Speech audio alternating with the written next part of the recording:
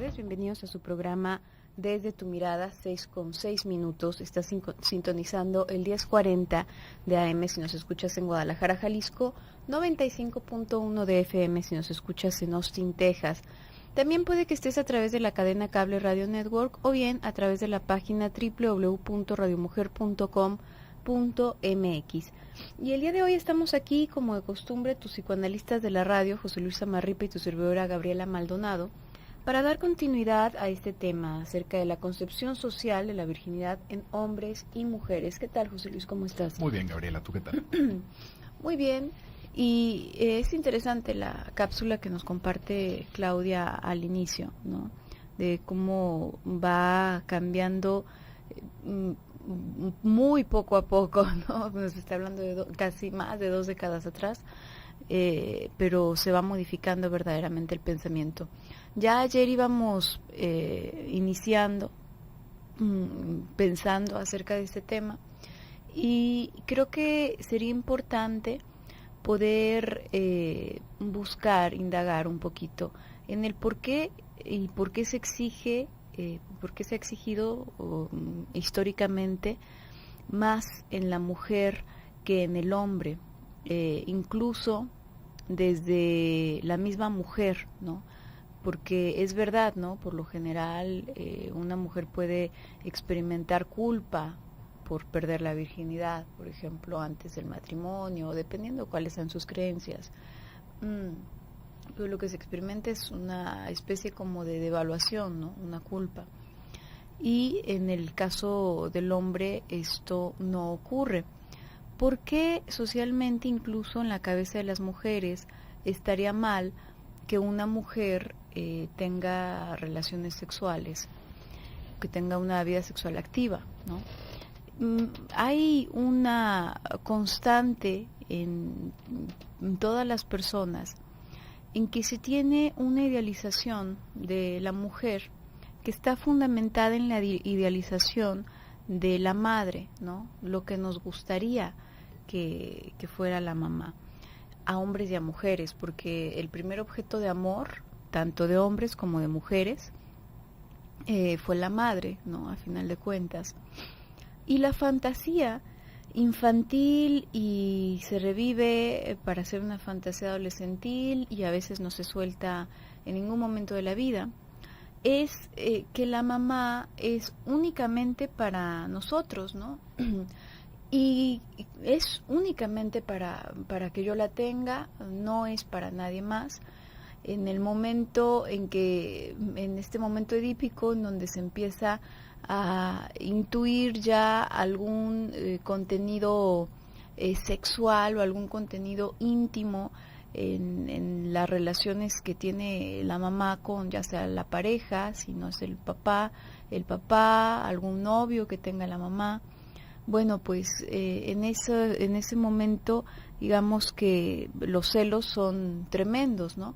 Y en realidad también para la hija, ¿no? Por lo general se pone esto con el hijo, pero también para la hija. Ya el día de ayer hablábamos un poco de eso. A final de cuentas, digamos que se llega a enterar cada persona de que no puede tener a su mamá para sí, porque eso sería incesto.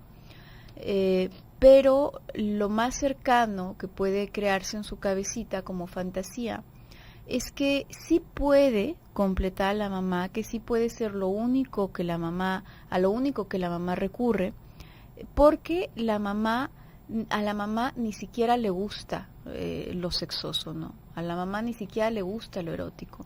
Entonces se hace esta idealización de que una mujer buena, una mujer amada, una buena persona, una buena mujer, es una mujer virgen, porque todos van teniendo esa fantasía de la madre virgen, ¿no? A mi mamá no le gustan esas cosas, ella es una santa. Uh-huh. Hasta esto lo podríamos rastrear en diversas religiones y dogmas, uh-huh, ¿no? En donde justamente la virginidad se acaba exaltando como una de las máximas virtudes que puede observar una mujer, ¿no? Que puede ostentar una mujer. ¿Y por qué sería esto? ¿No? Va justamente relacionado con lo que tú estás hablando, Gaby. Cómo se acaba pensando, se acaba haciendo esta, digamos, como revoltura entre que lo carnal es algo sucio. Y también podríamos entender desde cómo un punto de vista infantil acaba entendiendo la sexualidad como algo sucio.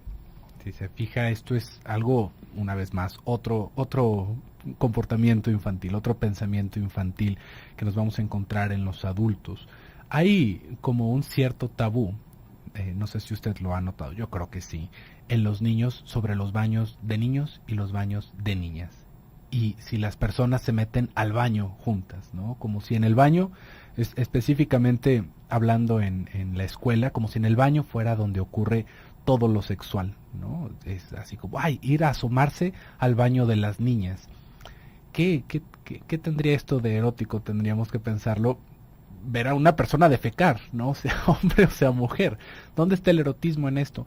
Y ahí tendríamos que pensar en cómo va haciendo ese descubrimiento de los niños alrededor de la sexualidad y cómo estos órganos genitales están tan próximos a las zonas de excreción de nuestro cuerpo y se van, digamos, como revolviendo, como si fuera una cosa por la otra. Por ahí hay una teoría infantil de la sexualidad que es la cloaca, ¿no? Como si se tuviera un solo orificio, por ejemplo, de los niños hacia las niñas, que las niñas tienen un solo orificio y por ahí hacen todo, ¿no? Por ahí se tienen a los bebés, por ahí se hace popó y por ahí se hace pipí, ¿no? Es la cloaca. ¿Por qué? Pues por todo el desconocimiento que hay. Entonces, es indiscutible pensar que los niños piensan que es la misma cosa, ¿no? Que los bebés salen por el ano, por ejemplo, o que las relaciones se tienen por el ano, porque cómo es que tienen un orificio extra las niñas. Y el pene de la misma manera, ¿no? Como si fuera algo sucio, como si fuera algo por donde se orina. Y esto de la suciedad se va acarreando hacia la adolescencia y la adultez, en donde estas partes, estas partes provistas de placer sexual se ven como suciedad. Se acaban entendiendo como si fuera una cochinada lo que estás diciendo. Entonces, fíjese cómo hasta en el mismo lenguaje, si alguien se refiere a un aspecto sexual o dice alguna palabra altisonante que refiera a la sexualidad, si eso es una cochinada, no seas cochino, no digas eso. ¿Qué tiene que ver la suciedad con la sexualidad? Me pregunto yo. Y esto lo podríamos entender alrededor de esta otra parte.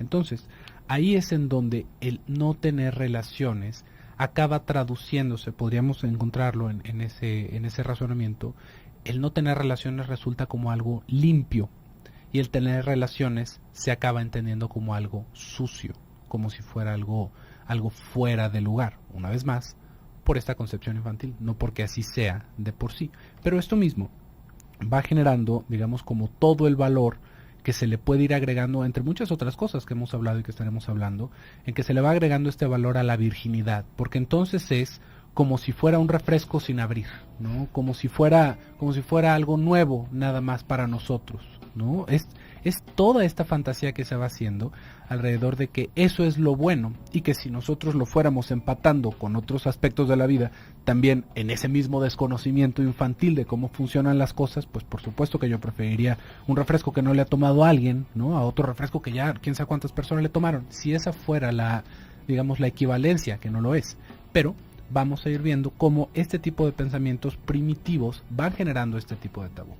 Vamos a ir a un pequeño bloque comercial, en un momentito continuamos.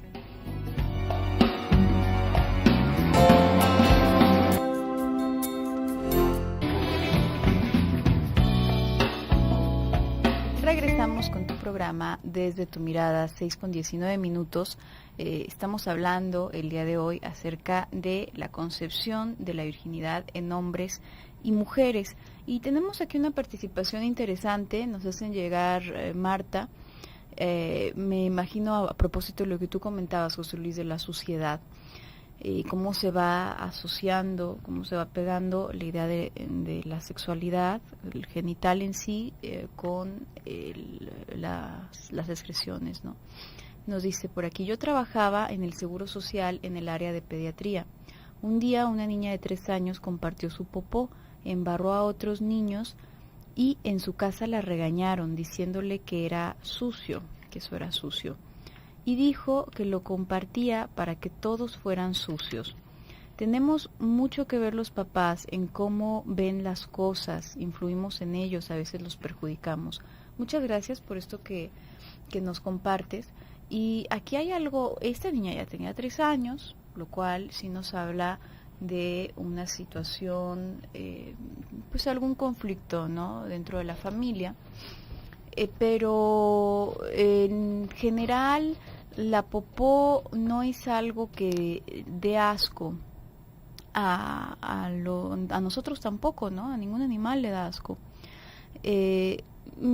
Cuando somos bebés, a los bebés les encanta jugar con la popó. Ya después, más adelante, lo vamos supliendo, lo vamos sublimando, ese deseo, y entonces hacemos cosas con barro y con plastilina y cantidad de cosas que simplemente son como desplazamientos, ¿no?, hacia objetos pues más higiénicos y menos problemáticos socialmente también, ¿no?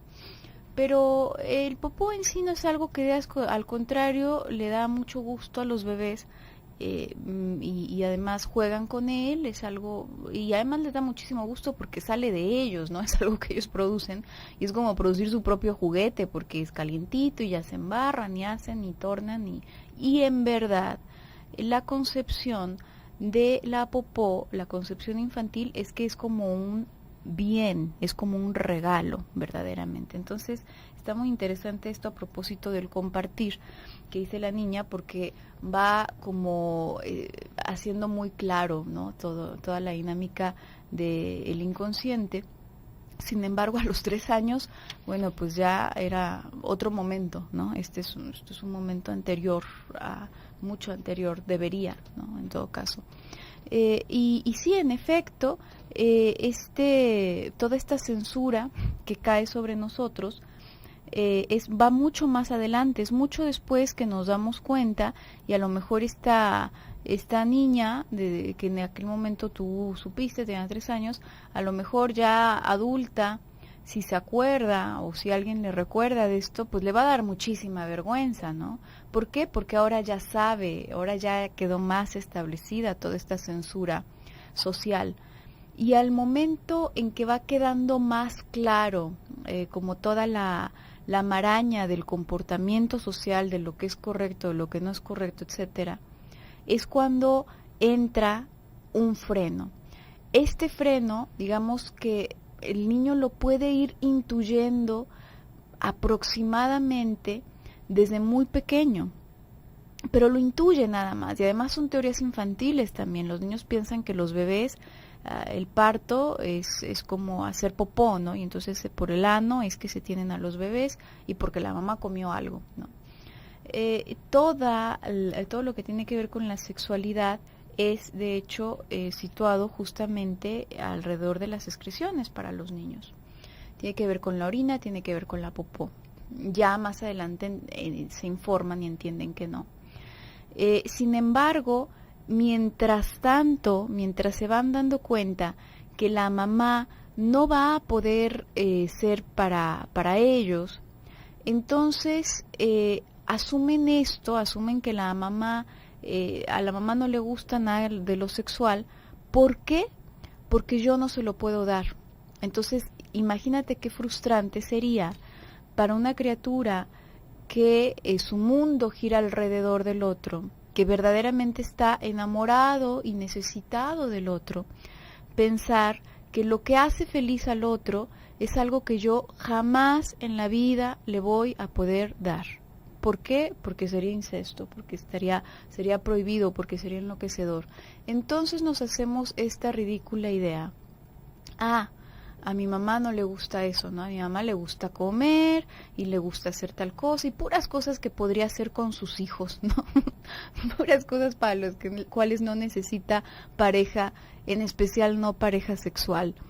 Y esto queda tan arraigado como una fantasía y como un deseo muy fuerte en hombres y mujeres, que nuestras madres sean santas, sean vírgenes, inmaculadas, que justamente de ahí va toda esa vergüenza y toda esa idea de que una mujer, cualquier mujer que no sea virgen, pues pierde su valor como mujer, ¿no? Uh-huh. Y también este tipo de comportamientos de los niños se van reforzando por muchas cosas que hacen los padres, así como nos estaba compartiendo Marta, ¿no? A final de cuentas son un reflejo de nuestra educación. Esto va sucediendo cuando, por ejemplo, los padres empiezan a ponerse cariñosos y los niños inmediatamente se quieren poner en medio o empiezan a hacer un berrinche, y los padres, específicamente la mamá, es la que va tomando partida en esto. Dice, no, enfrente de los niños no me abraces. Se enoja, ¿no? Se enoja si me abrazas o si me besas. Ay, que haga su berrinche, ¿no?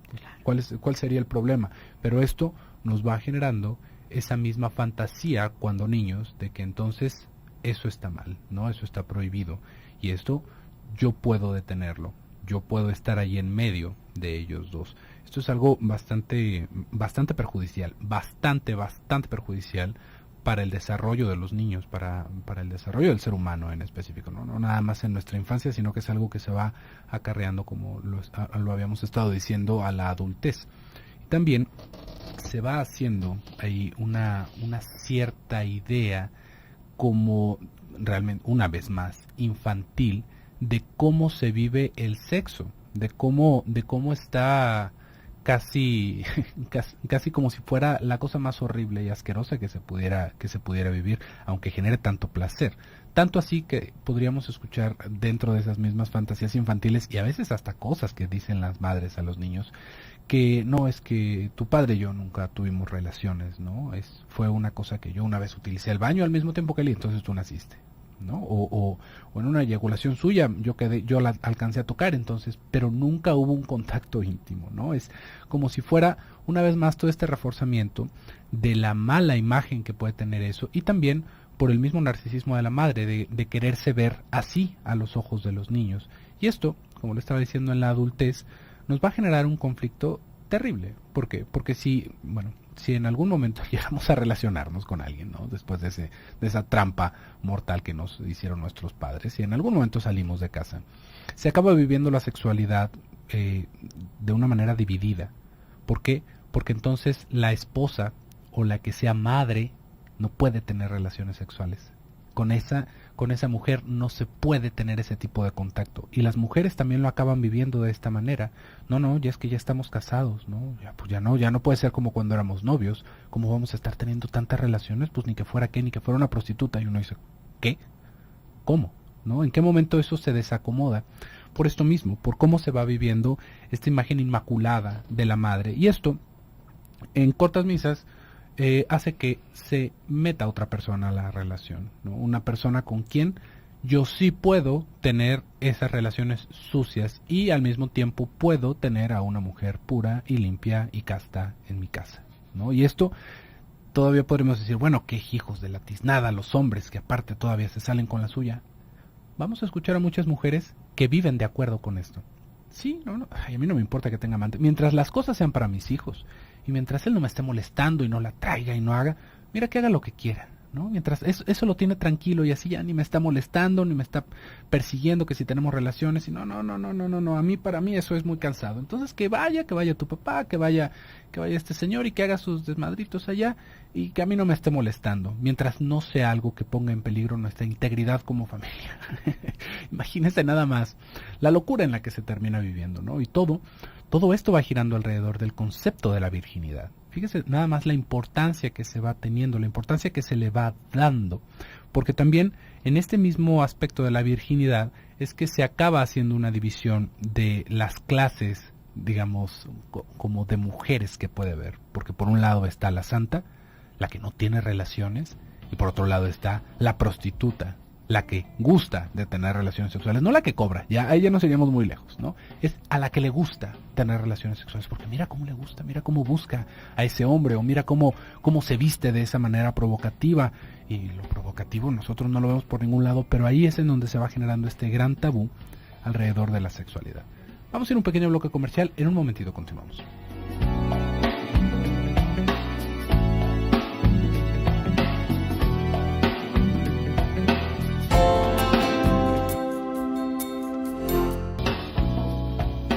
Regresamos a tu programa Desde tu Mirada, 6:34. Estamos hablando el día de hoy acerca de la concepción social de la virginidad en hombres y mujeres, Y bueno, hemos hecho un recorrido acerca de por qué está tan arraigada, sobre todo en la mujer, ¿no? Tan exigida en la mujer, incluso por la mujer misma, ¿no?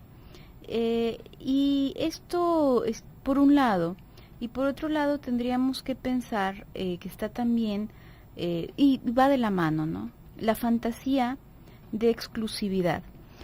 Nosotros pasamos por distintas etapas de desarrollo y cada una de estas etapas, digamos que se libra, cada persona la va a librar de distinta manera y nos va a dejar ciertas características que luego se van a convertir justamente como en nuestra estructura de personalidad, ¿no?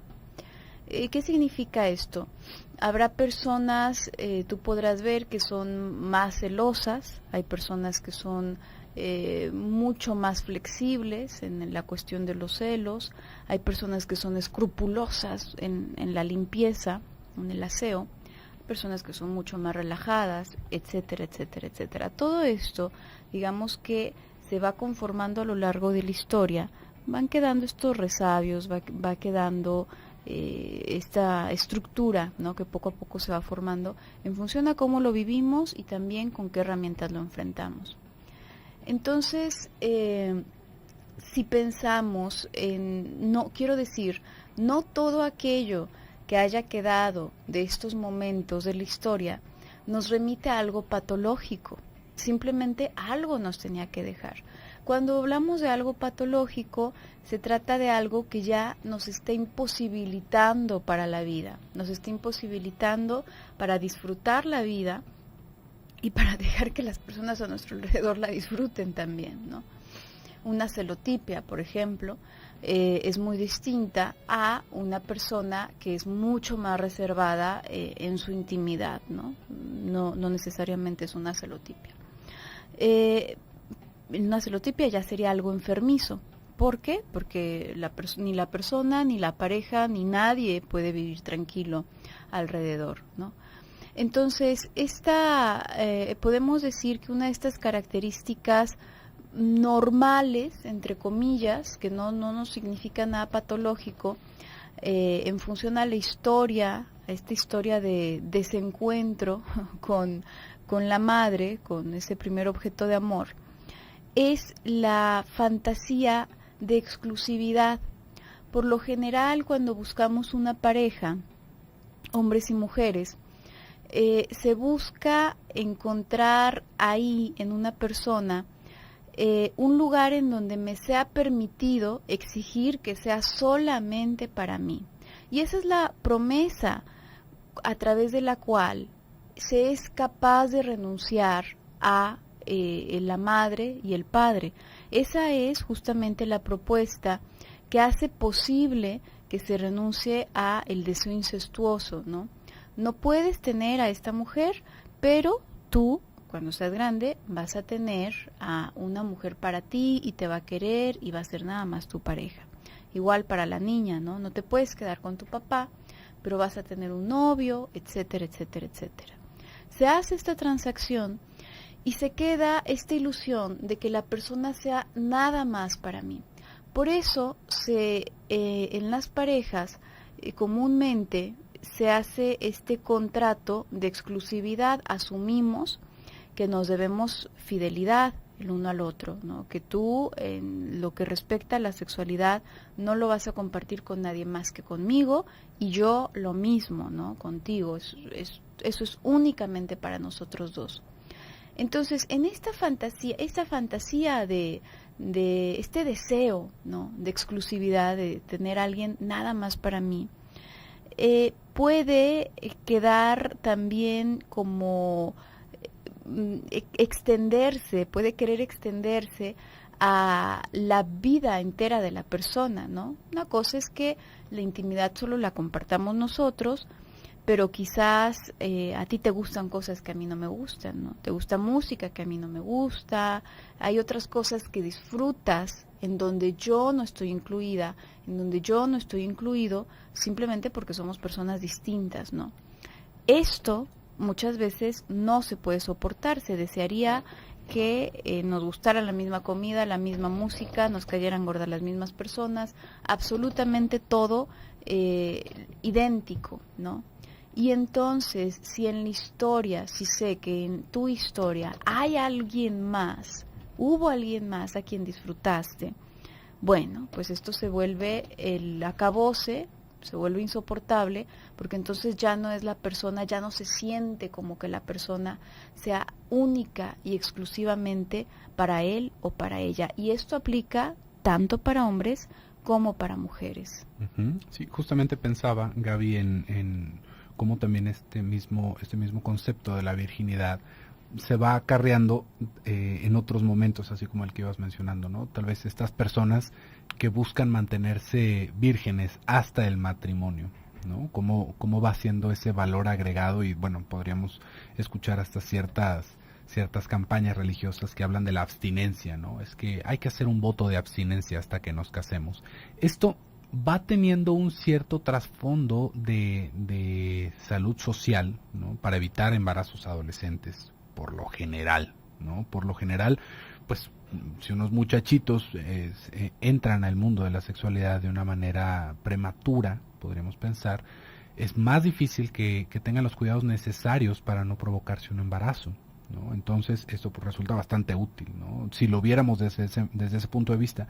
Pero en el momento en el que algo de esto se puede volver enajenante, pues pierde toda su utilidad. ¿Por qué? Porque fíjese cómo parte del diálogo de llegar virgen al matrimonio, por lo general va para la mujer, ¿no? Esto es algo que se le dice a la mujer, porque si no, no te puedes casar de blanco, ¿no? Si estamos en una sociedad católica, es que si tú no llegas virgen al matrimonio, no te puedes casar de blanco, todos van a saber que te acostaste con alguien más.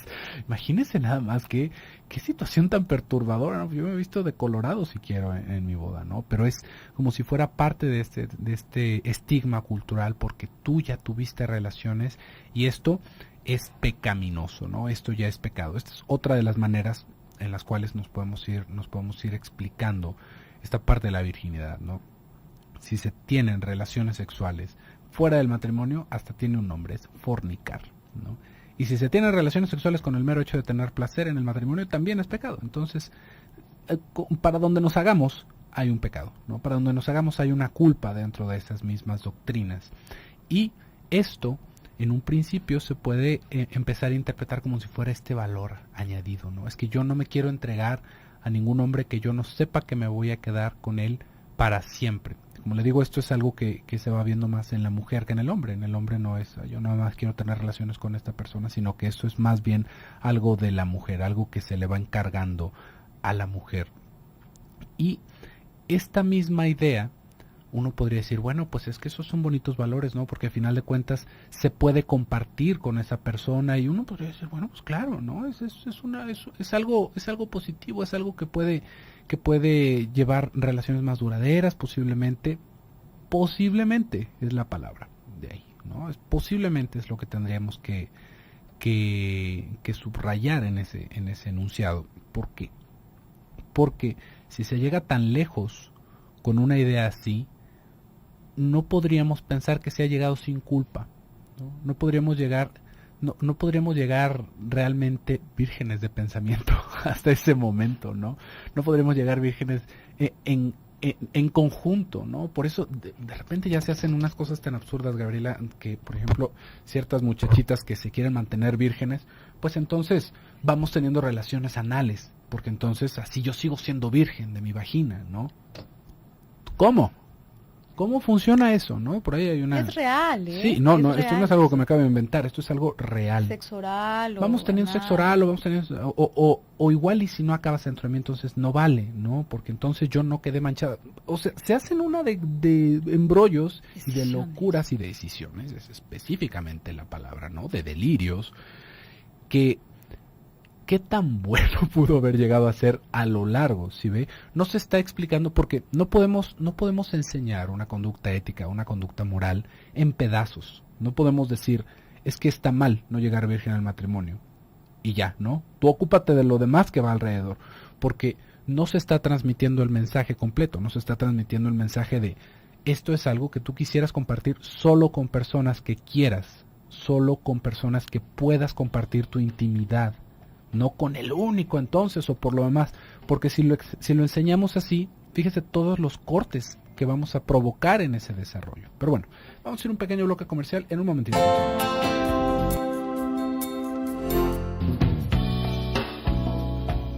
Regresamos a tu programa Desde tu Mirada, 6:50. Estamos en el último bloque del programa del día de hoy, ya para concluir con este tema acerca de la concepción de la virginidad, la concepción social de la virginidad en hombres y mujeres. Antes, déjame recordarte que ya este sábado, 25 de abril, a partir de las 9 de la mañana, tendrá lugar el evento anual que hace Radio Mujer para ti, se llama El Hábito del Buen Vivir. Es una serie de conferencias en donde te vas a encontrar a Luisa Ortega, a el doctor Eduardo Márquez, a Leti de Huerta, a Alex Sánchez y Blanca Mercado, exponiendo temas alrededor de la salud. El lugar es en Expo Guadalajara, en el Salón de Eventos de Expo Guadalajara, que está en Mariano Otero y Avenida Las Rosas, y la entrada es totalmente libre.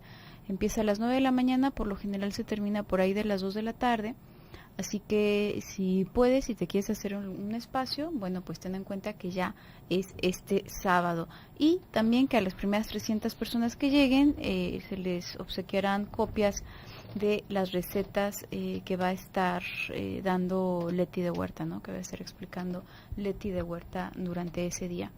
Y bueno, regresando a este tema y tratando como de cerrarlo un tanto, ¿no? Creo que de todas estas cuestiones que tienen que ver con el comportamiento o la aceptación social, más bien, tienen un porqué, ¿no? Tú hace un momento decías, José Luis, bueno, pues a lo mejor en el sentido de controlar embarazos no planeados, también vamos a pensar enfermedades, ¿no? Las enfermedades de transmisión sexual, etcétera, un uso, ¿cómo se podría decir? Poco responsable de la sexualidad, que también es real, ¿no? Digamos, no vamos a darle, qué sé yo, la caja de chocolates a un niño, porque un niño no tiene el control necesario como para medirse, ¿no? Entonces, poco a poco, entre más maduros estamos, más susceptibles, más capaces somos, más bien, de disfrutar sin destruirnos en el camino. La realidad es que si no hacemos si no se nos forma esa costrita, esa capa protectora, no podemos disfrutar sin hacernos pedazos en el camino. Entonces tiene cierta lógica el hecho de que haya miramientos, ¿no? En todo lo que tiene que ver con el pudor en general. Pero este uso práctico no debería pervertirse, ¿no? No debería desviarse de su finalidad en sí, porque lamentablemente las distintas sociedades tienden a ser muy concretas, muy absurdas, con una capacidad de pensamiento muy corto, ¿no? En general me refiero, no me refiero a cada una de las personas en lo particular. Y esto significa que vamos a pensar que entonces, bueno, es como las personas que pueden decir, es que el brócoli es bueno para la salud, ¿no? Y el brócoli hasta, bueno, te puede salvar de X enfermedad. Entonces come brócoli hasta que te atragantes. No, pues por supuesto que no. Cualquier cosa que hagas en exceso te va a hacer daño. Absolutamente cualquier cosa. Puede ser la comida más saludable, lo que gustes. Agua. Si tomas demasiada agua, te hace daño. Entonces, pero tenemos esta lógica absurda, ¿no? En sociedad, la sociedad tiende a tener esta lógica. Entonces, si abstenernos puede traer ciertos beneficios, pues entonces vamos a padecer la sexualidad, ¿no? Vamos a sufrirla, vamos a tratar de erradicarla, vamos a hacer que sea algo impensable, ¿no? Hasta pensarlo ya es pecaminoso y es castigable y es asqueroso. Y esto es evidentemente ese otro lado, es ese otro exceso que sí hace bastante daño. Esto por un lado. Y por otro lado, la cuestión que atañe a la pareja. Esta es, por lo general, todo lo que gira alrededor de este tipo de malestares es algo que se proyecta y se le achaca al otro, ¿no? Como que tú me hiciste un daño porque estuviste con esta persona, ¿no? Estuviste con esta persona que ahora sé que era mi conocida, ¿no? Pero no te conocía a ti. Pues sí, pero estuviste con ella y eso me duele, entonces tú me estás haciendo un daño. No, es muy importante entender, poder separar que habrá cosas de la vida del otro que a mí me van a doler sin que sean culpa del otro, ¿no? Y que a final de cuentas es, como dicen por ahí, ¿no? Que nos haga daño lo que no nos comimos, ¿no? Que se acaba viviendo como si fuera una infidelidad. Y esto... si nos ponemos a pensarlo, pues a final de cuentas, ¿qué utilidad tiene, no? Así como decías, Gaby, para concluir, ¿qué utilidad tiene el que la virginidad se sostenga con tanto valor dentro de la sociedad? Si hemos visto que hay tantas cosas que resultan tan contraproducentes alrededor de las fantasías que se hacen en la virginidad, alrededor de la sexualidad, que entonces ¿cuál sería? ¿No? Porque igual y también suena de esta manera, entonces ¿qué? No hay que darle importancia, no hay que pensarlo de tal manera. En el bloque anterior estaba terminando yo la idea con la intimidad no es algo que se tenga que dar a diestra y siniestra, sino con personas significativas para ti, una persona con la que tú sientas que puedes pasar un tiempo extendido de tu vida, porque luego también pasa esta otra cosa, ¿no? Imaginemos que sí, efectivamente se hace todo el ritual, seguimos con toda la obsesión y la repetición, llegamos vírgenes al matrimonio y después de un año no funciona el asunto. La persona resulta un desconocido para nosotros por nuestros rituales, ¿no? Porque a final de cuentas nunca estuvimos juntos realmente, y resulta ser una persona violenta o resulta ser una persona muy nociva para mí, no funciona y luego ¿qué vamos a hacer? Ya nos echamos a perder, ya así como ese yogurt que abrimos y no metimos el refrigerador, ya nos fregamos el resto de nuestra vida. No, ahí tendría que cambiar nuestro paradigma, tendríamos que entender, ahora sí, ¿no? Ya nos llegó un poquito tarde el aprendizaje, pero tendríamos que entender que justamente no somos como ese refresco o ese yogur que se echa a perder.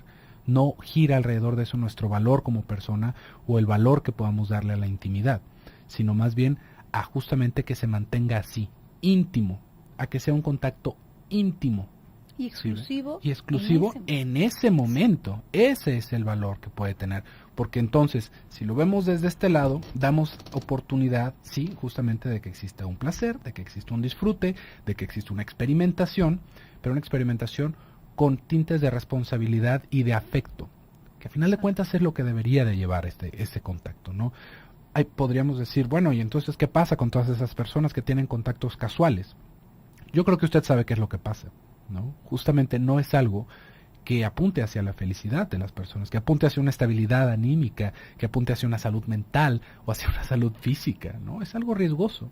En cambio, si nos vamos hacia el contraste totalmente, entonces solamente con una sola persona voy a poder tener ese contacto y si ya me casé con él, pues no importa, entonces ahora ese es mi cruz y lo voy a tener que sostener así.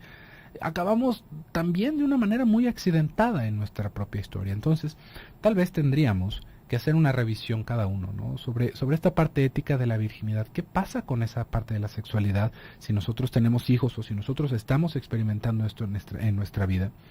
¿Qué función tiene que nosotros sigamos agarrándonos de estos valores que sabemos que nos están haciendo daño? Y no porque sea algo que podamos cambiar, así como prender o apagar la luz, sino simplemente hacer un ejercicio de reflexión y ver hacia dónde nos lleva. Porque ahí el problema es que son cosas que se aceptan sin decir.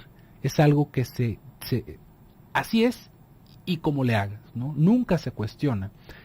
Podríamos empezar por cuestionarnos solamente, por cuestionarnos por qué hacemos las cosas así, si realmente es algo que me esté haciendo sentir tranquilo, si es algo que me permite disfrutar mi vida.